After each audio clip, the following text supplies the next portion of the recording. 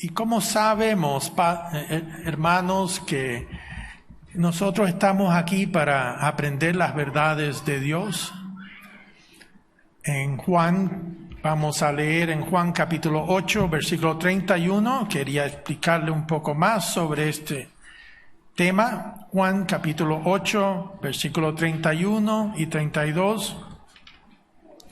Jesucristo le dijo a los judíos que habían creído en Él: si vosotros permaneciereis en mi palabra, seréis verdaderamente mis discípulos, y conoceréis la verdad, y la verdad os hará libres. Por eso es que las verdades no vienen de los hombres, vienen de Dios, y a través de las revelaciones que dio Jesucristo. Y por eso, ¿de qué hace la verdad que seamos libres?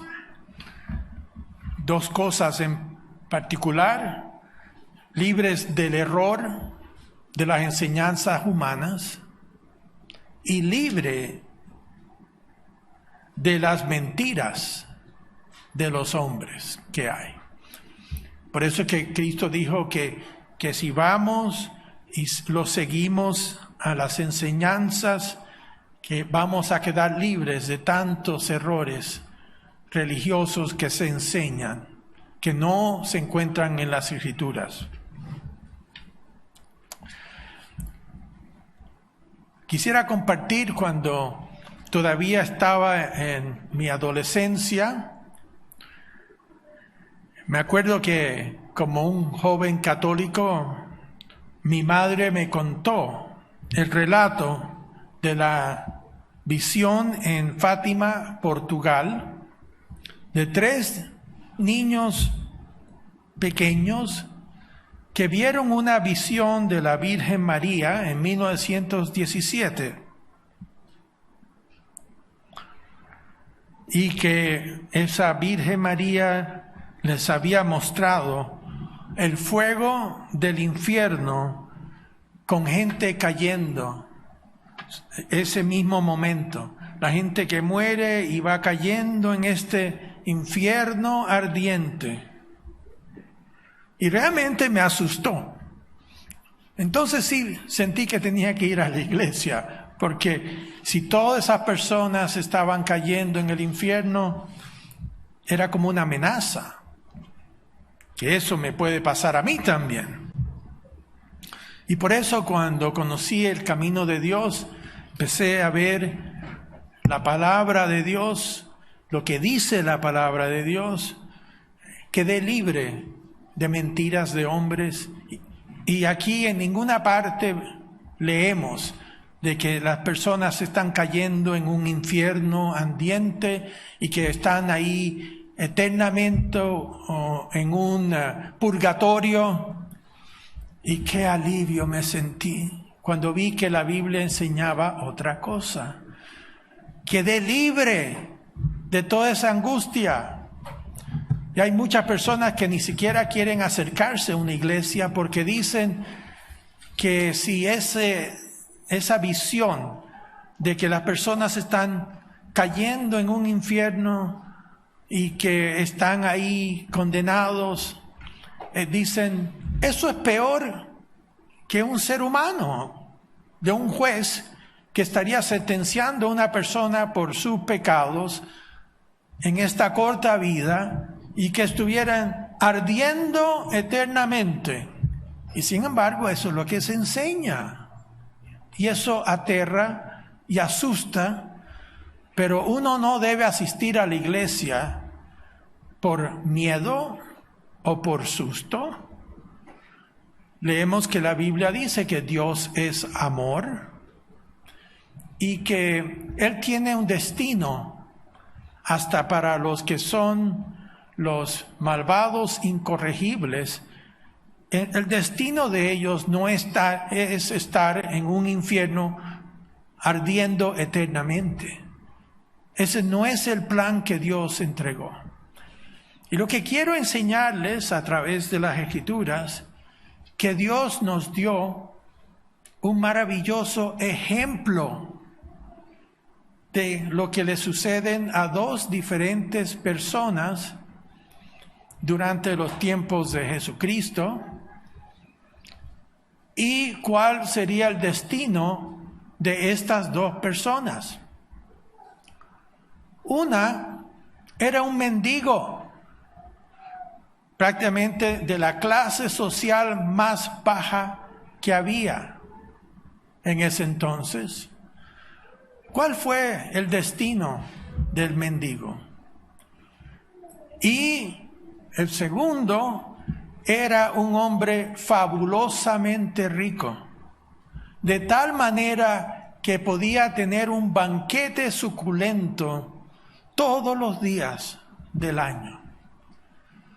Es como tener su propio restaurante con buey engordado e invitar a todos sus amigos día tras día. Cristo estaba también criticando a los fariseos, que eran los líderes religiosos de ese entonces, porque ellos pensaban que la gente rica eran los que estaban más cerca de Dios. Porque mire cómo habían sido prosperados. Y entonces aquí podemos llegar a la verdad que Dios nos muestra de cómo Él juzga a las personas. Y por eso vamos a ir aquí a Lucas capítulo 16 y vamos a ir metódicamente para que entiendan bien el trasfondo que hay, lo que Cristo está tratando de enseñarnos, porque no hay nada de las Escrituras que están puestas aquí en vano. Todas las Escrituras, como nos dice en 2 Timoteo 3, 16 y 17, es inspirada por Dios y es útil. Es algo práctico que podemos poner en práctica. Lucas 16, versículo 14. Aquí vemos a quién se dirigía Cristo con esta lección, con esta parábola. Dice versículo 14, y oían también todas estas cosas, estas parábolas que Cristo estaba entregándoles, que eran avaros, es decir, codiciosos del dinero, y se burlaban de él.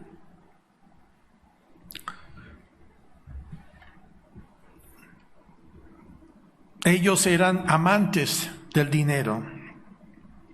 ¿Y cómo lo trataban a Cristo? Porque Él no enseñaba eso, se burlaban de Él.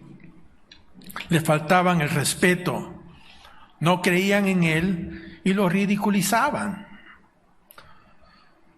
Pensaban que las riquezas eran una señal de una buena posición ante Dios.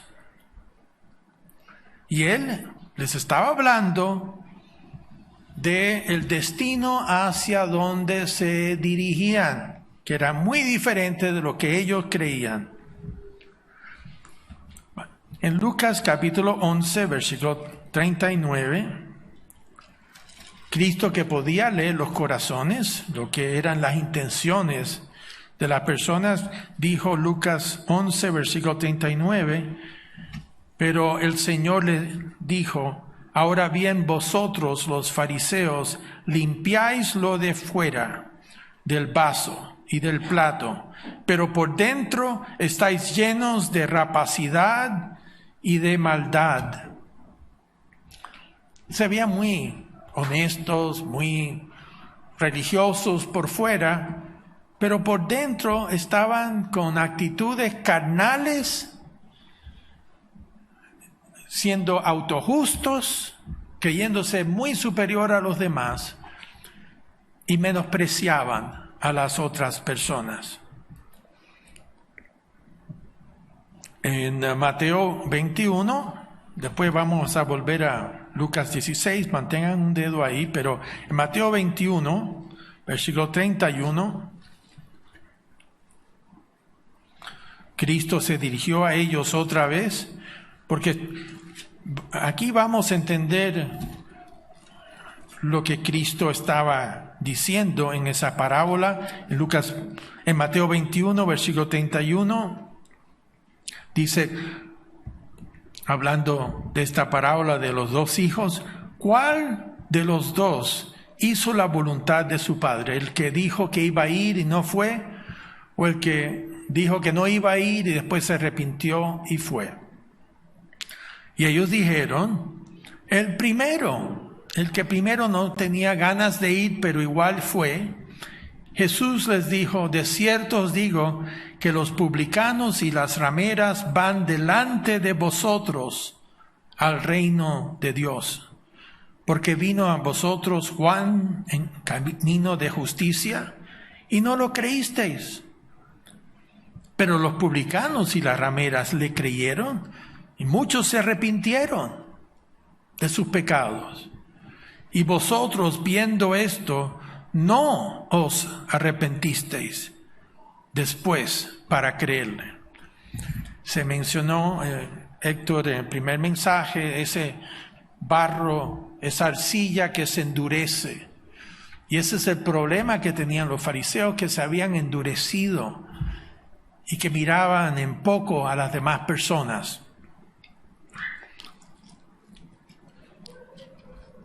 Y así entonces, volviendo aquí a Lucas 16, versículo 9, empezamos con esta parábola del rico y el Lázaro.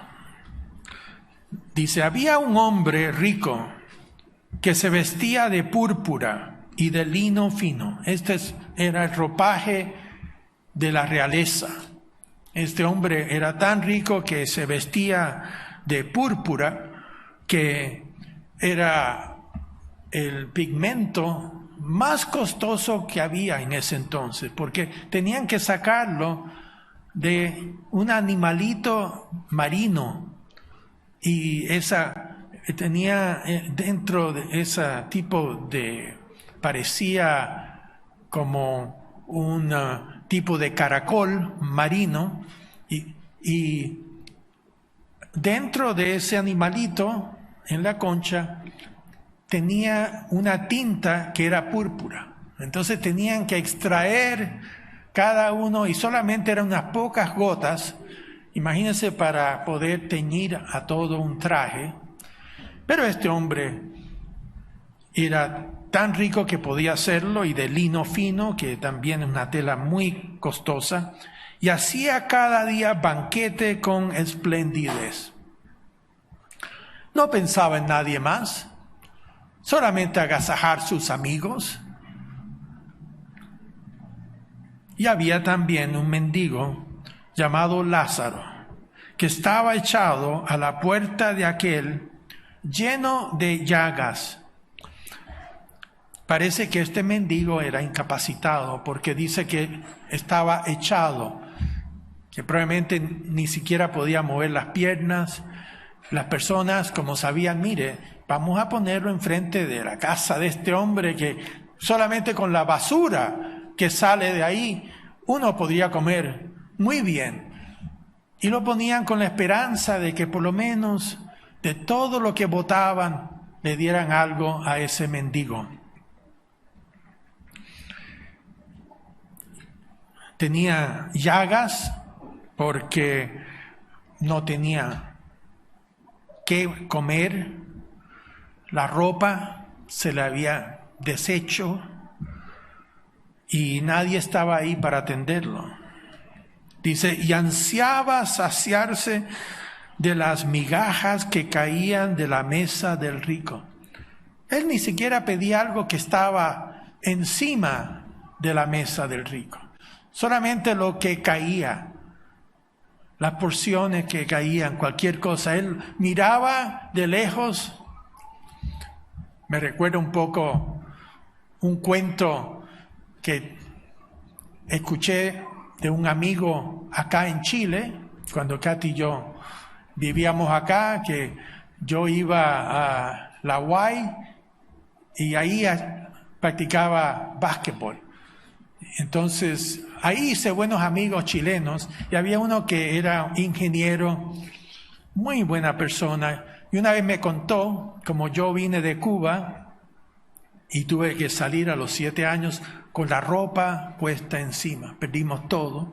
Pero como dice Héctor, ¿sabe? Eso me ayudó a mí a no confiarme de las riquezas, porque eso puede estar un día aquí y al día siguiente desaparecer.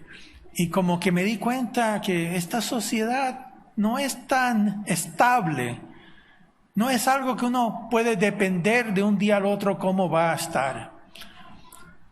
Y así, igual que lo que pasaron con estos incendios ahí en Los Ángeles, nosotros vivimos en la parte sur de Los Ángeles, lo que se llama la ciudad de Anaheim. Estamos un poquito más hacia el mar, pero en la iglesia de Pasadena que tenemos nosotros allá, hay muchos hermanos que viven más cerca de las montañas, y cuando arrasaron esos incendios allá, tuvimos a uno de los ministros de la iglesia que estaba ayudando a otra familia que vivía más cerca del incendio, y la familia vino y él dijo, bueno, aquí estamos más abajo. Ese fuego vino y les quemó la casa a ellos también.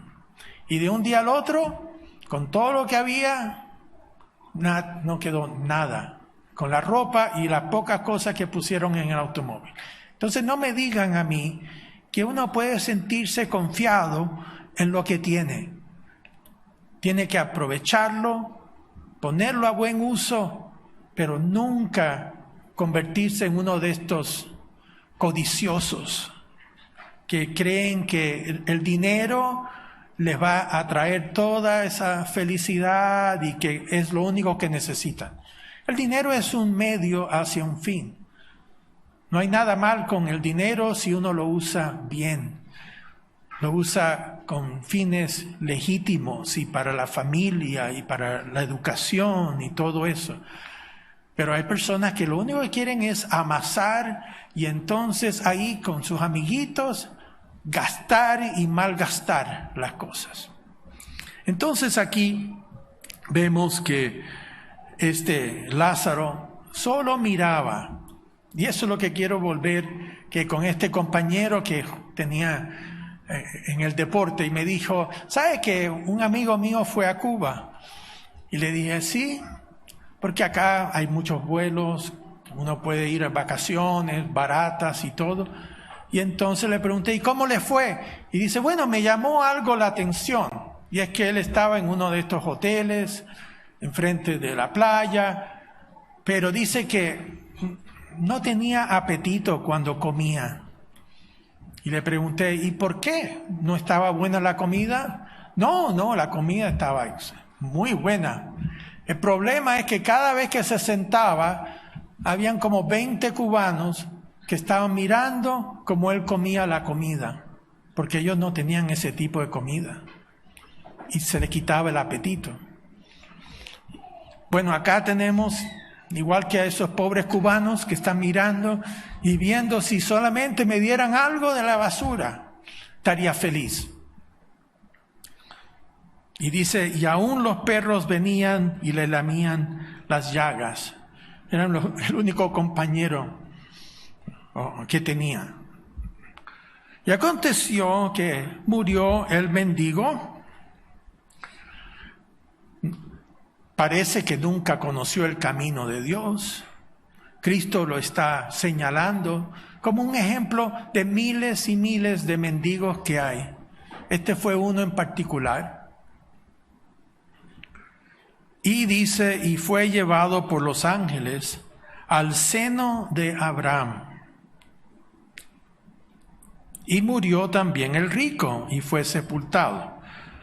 Noten aquí que parece que ni siquiera sepultaron al mendigo, lo tiraron ahí en cualquier parte porque no había dinero para pagar por su funeral. ¿Y qué sucedió aquí? Murió el mendigo, el seno de Abraham. Si vamos a Lucas 13, versículo 28.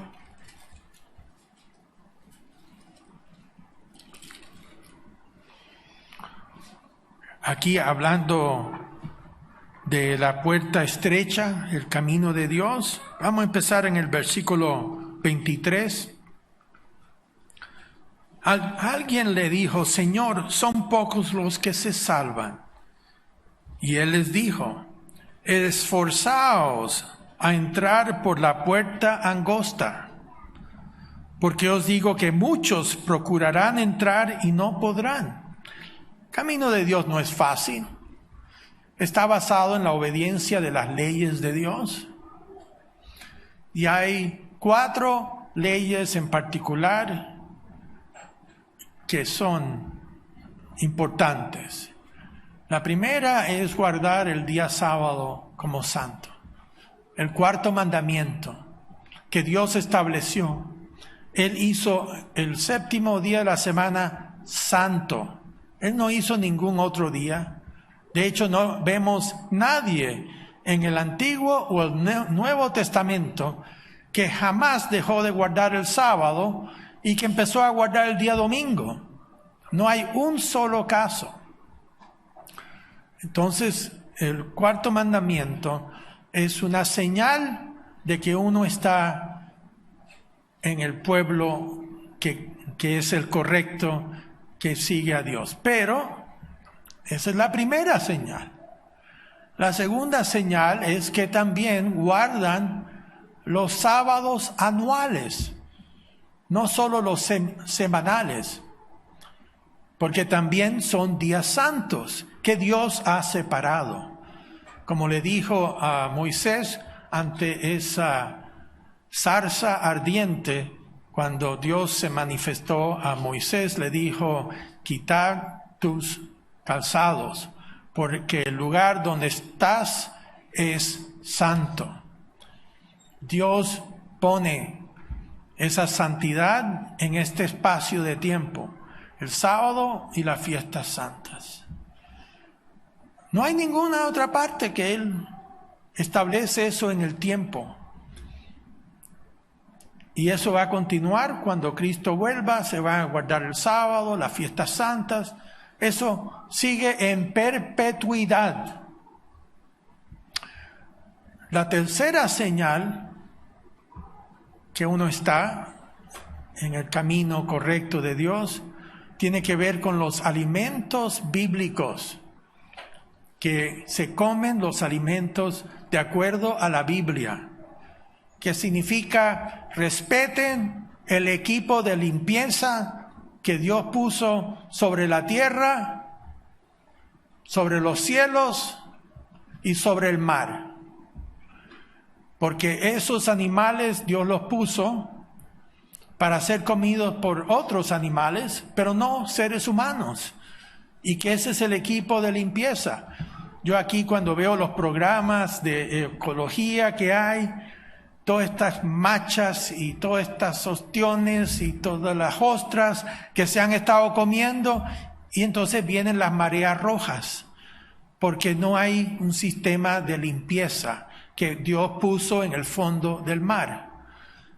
Y los animales, los peces que comemos, son los peces que están más sobre la parte de la superficie de la tierra, del mar, no abajo donde Dios tiene su equipo de limpieza.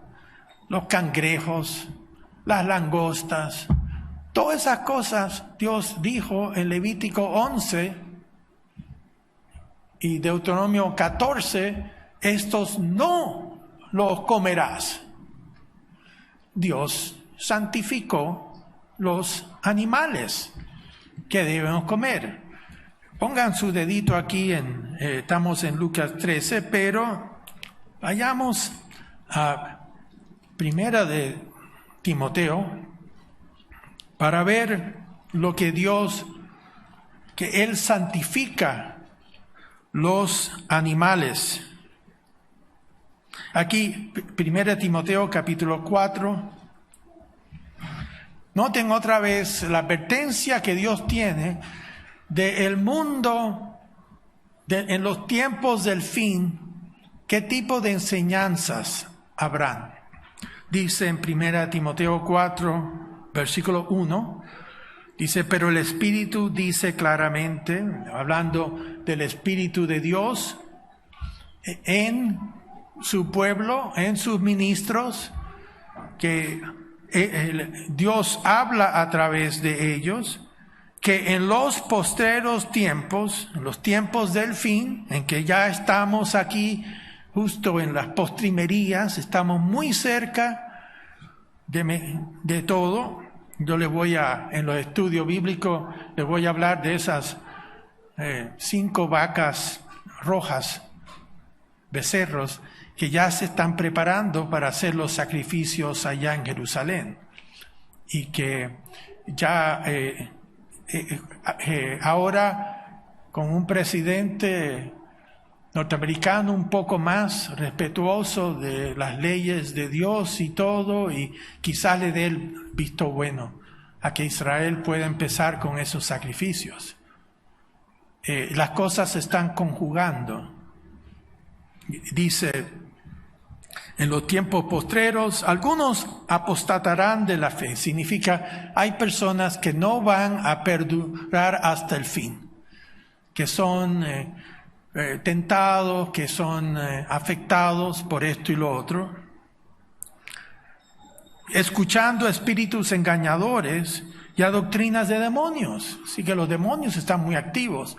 Ellos tienen sus iglesias que inspiran con mentiras religiosas y engañan al mundo entero. Apocalipsis 12:9. Satanás ha engañado al mundo entero. Y obviamente él tiene sus espíritus que se ocupan. Él tiene todo un equipo de engañadores. Dice, y por la hipocresía de mentirosos, que teniendo cauterizada la conciencia, y esto, como digo, es una de las condiciones más graves que uno puede hacer, es cauterizar su conciencia. Cuando uno cauteriza algo, aquí cuando alguna vez ha tenido una operación en que tienen que cauterizar, ustedes saben que hay una parte ahí que queman para cauterizar y ya no hay la misma sensibilidad. Se pierde la sensibilidad del sistema nervioso. Hay personas que pierden a través de diabetes y otras cosas, pierden la sensibilidad, ya no sienten. Si están cerca del fuego, tienen que tener mucho cuidado. Tuvimos, Katy y yo, un miembro muy querido que tuvo esa diabetes tipo clase 1, que uno nace con él, tenía que siempre estar, y le dio ese tipo de insensibilidad a los pies, y se fue a un campamento con unos hermanos, ahí hacía frío, se acercó al fuego, y no se dio cuenta y se quemó los pies, y tuvo que tener un pie amputado por eso, porque no sentía nada. Se había quemado los pies y no había sensibilidad. La sensibilidad de la conciencia es algo que hay que preservar a toda costa. Porque si se pierde la sensibilidad, ya uno ni siquiera se da cuenta cuando está mal. O lo tolera porque ya las señales que da la conciencia no hacen impacto. Y aquí dice que por la hipocresía de mentirosos, es decir, hay personas que saben la verdad y no la enseñan y ya no se sienten mal al respecto. Dice, prohibirán casarse, por eso tenemos los celibatos, que es parte de un sistema que dicen que no se deben casar, si uno es ministro no debe tener esposa, y hemos visto lo que ha pasado con esas personas y cómo hay mucho abuso a través, pero dice que prohibirán casarse, y de hecho es como una virtud si la persona no se casa, sienten que ese es un santo más especial que si uno se casa. Y aquí, si pueden leer en 1 Timoteo 3, aquí justo antes, dice versículo 1 de 1 Timoteo 3, dice, palabra fiel. Si alguno anhela obispado, buena obra desea. Si usted quiere servir en el ministerio, buena obra desea. Pero es necesario que el obispo sea irreprensible, una persona ya madura que ha dado un buen ejemplo, marido de una sola mujer. Aquí es cuando ya Dios dice, en el Antiguo Testamento yo toleré que se podía tener más de una esposa, pero ahora en la iglesia eso ya no se puede hacer. Marido de una sola mujer, sobrio, prudente, decoroso, hospedador, apto para enseñar, no dado al vino, no pendenciero, no codicioso de ganancias deshonestas, sino amable, pasible, no avaro, que gobierne bien su casa, que tenga a sus hijos en sujeción con toda honestidad. Aquí estamos viendo las condiciones y calificaciones para un ministro. Y sin embargo, en 1 Timoteo 4 nos dice que las iglesias falsas prohíben casarse, especialmente si tiene que ver con un rango ministerial.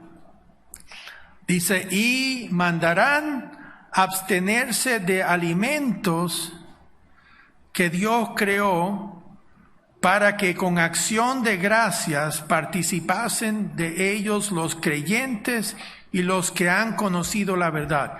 Entonces íbamos a tener todo tipo de religiones que prohíben comer carne, que solo se pueden comer legumbres. Y dice, versículo 4, porque todo lo que Dios creó es bueno y nada es de desecharse. Si se toma con acción de gracias, se debe pedir la bendición sobre los alimentos, porque por la palabra de Dios, ahí es donde está autorizado los alimentos bíblicos. Por la palabra de Dios y por la oración que se hace sobre es santificado. Es algo que Dios bendice y santifica. Entonces esa es la tercera señal del pueblo de Dios. Tampoco podemos ver un ejemplo en un hombre o mujer de Dios, ni en el Antiguo Testamento, ni en el Nuevo Testamento, que empezó a comer chancho, que empezó a comerse langostas y serpientes y culebras y todo eso. No hay uno.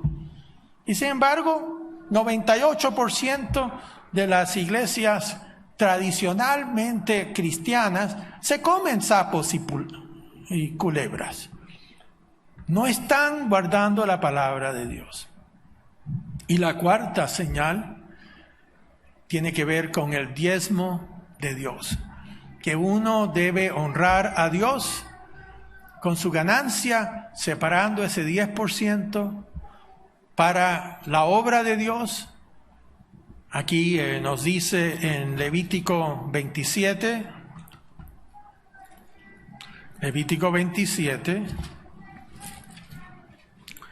versículo 30, dice, y el diezmo de la tierra, así de la simiente de la tierra como del fruto de los árboles, del Eterno es. Diezmo significa la 10ª parte.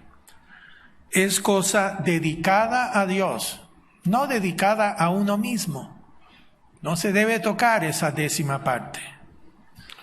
Y aquí dice, si alguno quisiera rescatar algo del diezmo, añadirá la 5ª parte de su precio por ello. Significa que aquí si hay cierta semilla que es muy valiosa y todo, uno dice, bueno, esa 10ª parte yo la voy a tomar, yo voy a reemplazarla por otra 10ª parte y voy a añadir algo adicional. Porque en la parte agrícola es muy importante la calidad de la semilla y todo.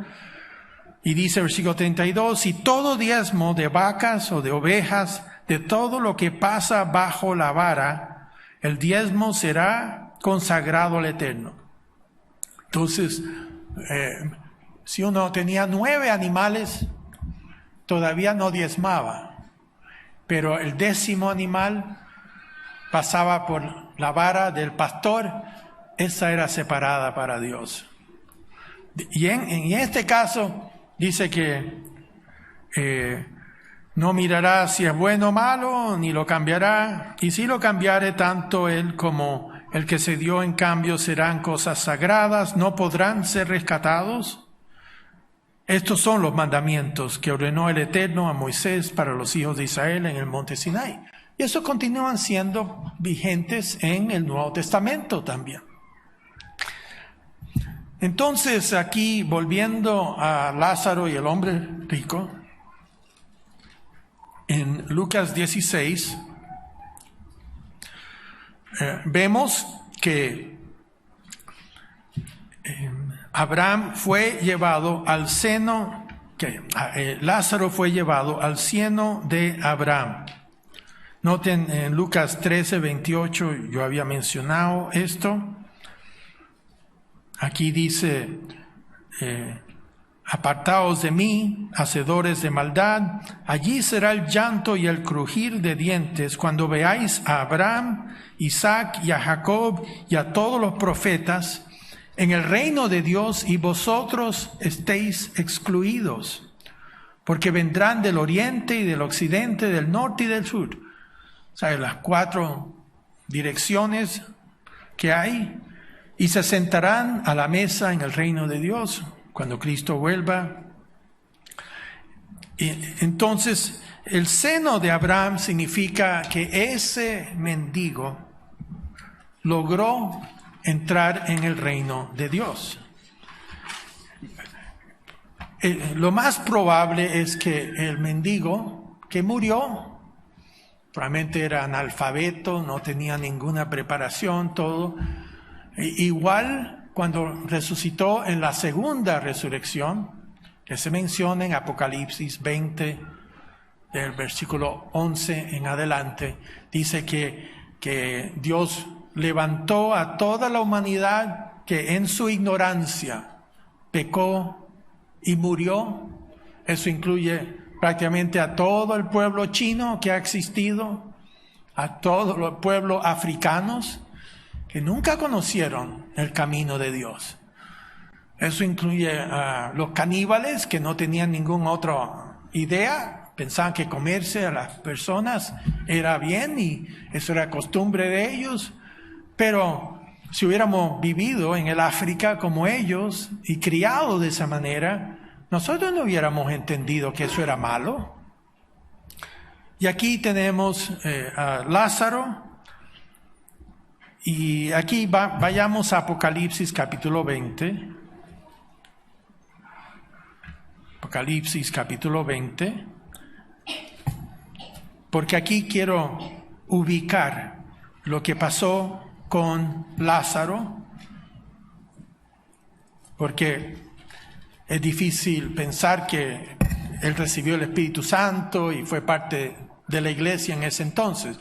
No nos indica eso. Pero esto es más la persona que resucitó después de los 1000 años. Aquí dice Apocalipsis 20, versículo 12.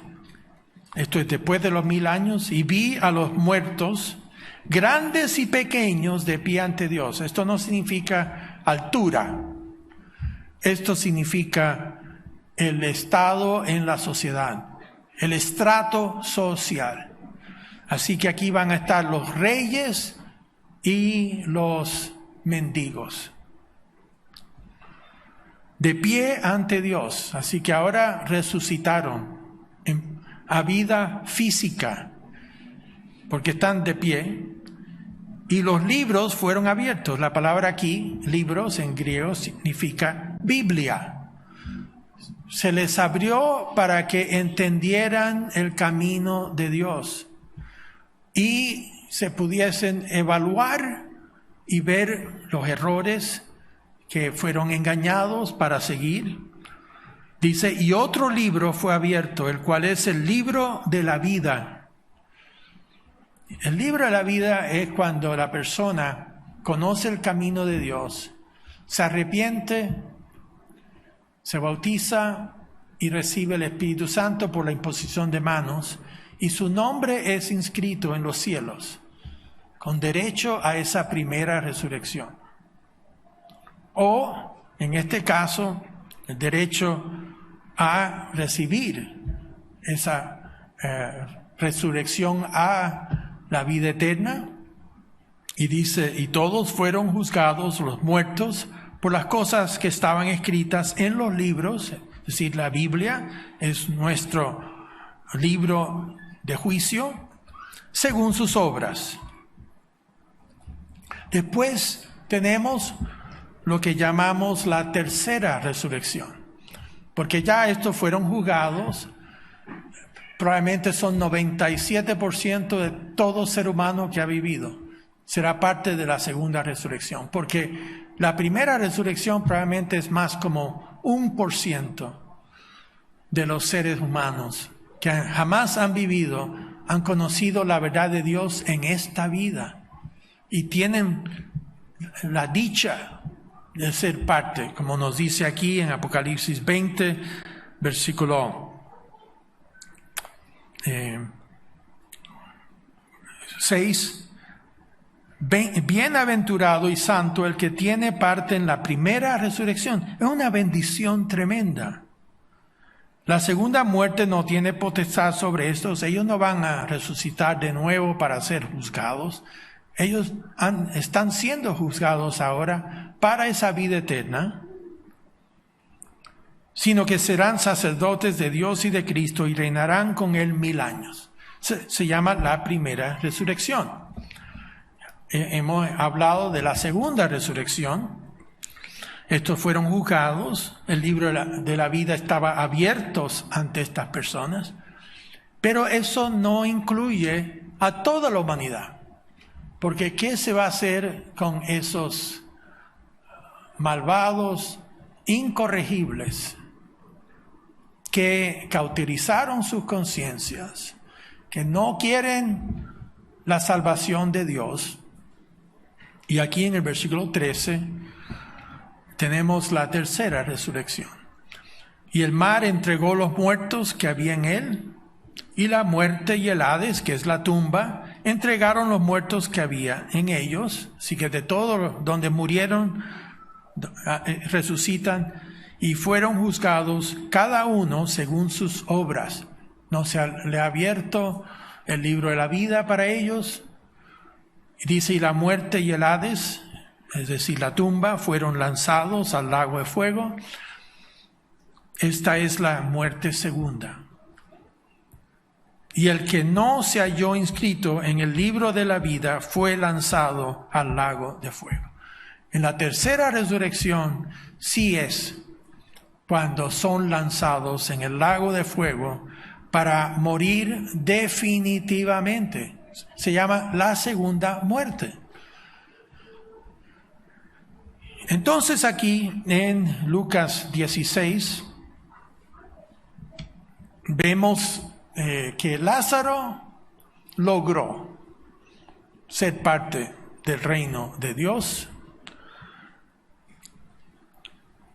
Y aquí el rico que fue sepultado en el versículo 23, en el Hades, la palabra otra vez para la tumba, donde van los muertos, alzó sus ojos. Entonces aquí tenemos una resurrección. Vuelve a la vida. Estando en tormentos, que significa que lo que está viendo está absolutamente atormentándolo. Y vio de lejos a Abraham y a Lázaro en su seno. Aquí están todos los que han resucitado en la primera y segunda resurrección. Ya son parte del reino de Dios. Ahí está Abraham y está Lázaro. Entonces, él, hablando del hombre rico, Dando voces, dijo: Padre Abraham, ten misericordia de mí, y envía a Lázaro para que moje la punta de su dedo en agua y refresque mi lengua, porque estoy atormentado en esta llama. Ahora, no estaba dentro de la llama, porque ¿de qué sirve unas cuantas gotas de agua? No, lo que estaba cuando sucede, y esto cuando uno es sentenciado a la muerte, y sea cualquier tipo de muerte que sea, silla eléctrica, el verduro, le aseguro, se le secan todas la parte salivar, todo lo que emite saliva se chupa por el temor que hay. Queda uno completamente seco, y lo que necesitaba era mojar los labios. Y por eso muchas veces cuando está por morir, le dan a la persona condenada un poco de agua, algo para que no esté en ese tormento de sequedad. Y dice, versículo 25, pero Abraham le dijo: Hijo, acuérdate que recibiste tus bienes en tu vida, y Lázaro también males. Pero ahora es consolado aquí, entró en el reino de Dios, y tú atormentado, porque ahora tú resucitaste en esa tercera resurrección y vas a ser juzgado por la dureza de tu corazón, porque nunca tuviste misericordia en tu vida, y estaba Lázaro como una prueba para ver si se iba a ablandar tu corazón o no. Y estaba tan endurecido ese corazón que nunca prestó atención. Yo no sé, ¿han conocido personas a ese punto? Yo personalmente no he visto a alguien tan tremendamente insensible que ni siquiera quisiera darle un poquito de comida a un hombre que se está muriendo. Y dice, además de todo esto, una gran cima está puesta entre nosotros y vosotros, de manera que los que quisieren pasar de aquí a vosotros no pueden, ni de allá pasar acá. La brecha entre los que heredaron el reino de Dios y ahora es el lago de fuego. Y esto es algo muy humano, porque personas van a ver algunas veces que esa persona que se convirtió en uno de estos malvados, incorregibles, puede ser que sea la madre la que está en el reino y está viendo lo que le va a pasar al hijo. Pero ya se ha hecho el juicio. Entonces le dijo: te ruego pues, padre, que le envíes a la casa de mi padre, porque tengo 5 hermanos, para que les testifiques, a fin de que no vengan ellos también a este lugar de tormento. Es el lago de fuego. Y Abraham le dijo: a Moisés y a los profetas tienen. Ellos tienen acceso a la Biblia en ese entonces. Ellos sabían lo que Dios decía y esperaba de ellos. Y él entonces dijo: no, padre Abraham, pero si alguno fuere a ellos de entre los muertos, hablando de Lázaro, se arrepentirán. Mas Abraham le dijo: si no oyen a Moisés y a los profetas, tampoco se persuadirán, aunque alguno se levantare de los muertos. ¿Por qué? Porque hay un endurecimiento tan grande en este caso. Y así es como hemos visto que la Biblia no se contradice, sino que muestra que todos los caminos de Dios son justos, amorosos, santos y buenos. Y entonces esa idea que tienen los ateos, que ya están condenados eternamente, no, muchos de ellos van a estar en la segunda resurrección, si no es que destruyeron sus conciencias. Nunca me olvido el caso de Alexander Solzhenitsyn en su libro Gulag Archipiélago, donde él estuvo 11 años en esos campos de concentración rusos, y que él dijo que él veía cómo los interrogadores, cuando arrestaban a las personas para ir a esos campos de concentración, dice que él veía cómo esos interrogadores llegaban a un momento que les gustaban hacer tortura a otras personas. No tenían ninguna sensibilidad. Y dice que él podía ver que llegaba un momento cuando eso sucedía y ya no sentían ningún remordimiento. Sentían gozo y placer, humillando y destruyendo la dignidad de esas personas. Y esas personas sí están en peligro de terminar en la tercera resurrección. O sea, junto con Hitler y con Nerón u otros que probablemente van a encontrarse ahí también, aunque Dios sabe los corazones de cada uno. Dios no comete errores como los seres humanos y los jueces humanos. Pero lo importante aquí es que la verdad nos va a hacer libres de estos errores y sabemos que los caminos de Dios son justos y perfectos.